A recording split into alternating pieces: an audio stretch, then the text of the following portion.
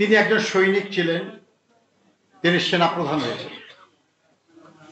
তাকে একটা অনিবার্য পরিস্থিতিতে ক্ষমতার আবর্তে তাকে নিক্ষেপ করা হয়েছে।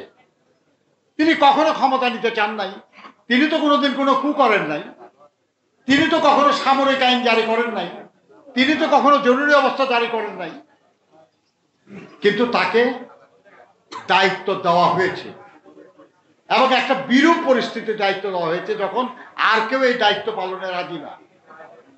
উনি সে দায়িত্ব পালন করেছেন।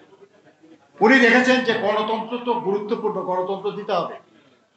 একজন সামরিক শাসক হয়ে তিনি একদলীয় স্বৈর শাসনের গোরস্থানের উপর বহুদলীয় গণতন্ত্রের বাগান রচনা করলেন এবং তার আমলেই বহুদলীয় গণতন্ত্র প্রতিষ্ঠিত হলো।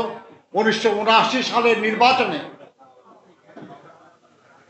বাংলাদেশের সব রাজনৈতিক দল অংশগ্রহণ করেছে। এত কালারফুল পার্লামেন্ট আর কখনো হয় নাই।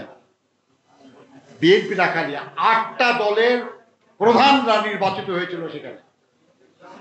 তিনিই প্রথম করলেন যে বেশিরভাগ বলে ইসলামিক দল নিষিদ্ধ ছিল। তিনি বললেন যে গণতন্ত্র তো এই যে যার যা মত বলি জনগণ সিদ্ধান্ত নেবে কোনটা গ্রহণ করা যায় কোনটা গ্রহণ করা যায় না। এবং শহীদ জিয়া বলেই শুধু কমিউনিস্ট পার্টিও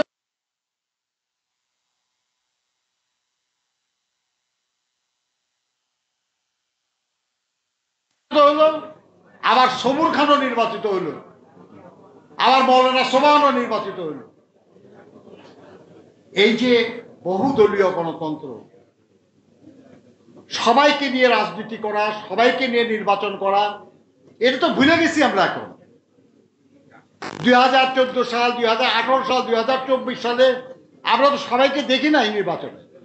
এমনকি নির্বাচনে গেলেও বাদ দিয়ে দেওয়া হয়েছে, জোর করে ক্ষমতা দখল করা হয়েছে। কিন্তু বিএনপির ইতিহাস এটা না। বিএনপির ইতিহাস হলো, শহীদ জিয়ার দৃষ্টান্ত হলো সবাইকে নিয়ে রাজনীতি করা, সবাইকে নির্বাচন করা। বন্ধুরা আমার, আর তিনি বলেছিলেন যে আমি জনগণের গণতন্ত্র চাই, যে গণতন্ত্রে সব মানুষ অংশগ্রহণ করতে পারে। তিনি স্থানীয় সরকার নির্বাচন করেছিলেন। এই সময়টা খুব গুরুত্বপূর্ণ ছিল। 1975-এর পরে তিনি যেমন খাল খনন কর্মসূচি করছিলেন, তিনি তেমনি সমবায় উৎসাহিত করছিলেন। প্রায় 50,000 সমবায়ীকে তিনি প্রশিক্ষণ দিয়েছিলেন। একটু আগে শুনেছেন আপনারা, একজন বলেছে যে যুবকদের জন্য আলাদা মন্ত্রণালয় করা হয়েছিল, তাদের প্রশিক্ষণ করা হয়েছিল। এবং যুবক মানে কিন্তু পুরুষ না, কেন নারীও, তাদের প্রশিক্ষণ দেওয়া হয়েছিল।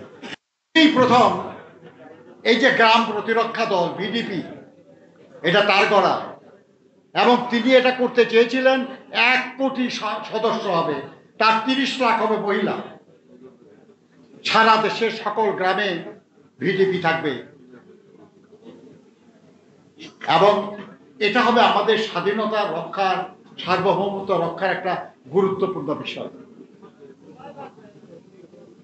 আমরা একটা হারিয়েছি তাকে আমরা, তিনি আজ আমাদের মাঝে নাই। কিন্তু তার যে কর্ম, তার যে কর্মসূচি, তার যে চিন্তা, 7ই নভেম্বরের প্রেক্ষিতে যে নতুন যাত্রার সূচনা হয়েছিল, সেগুলোকে আগামী দিনে আমাদেরকে নিয়ে যেতে হবে আর কি।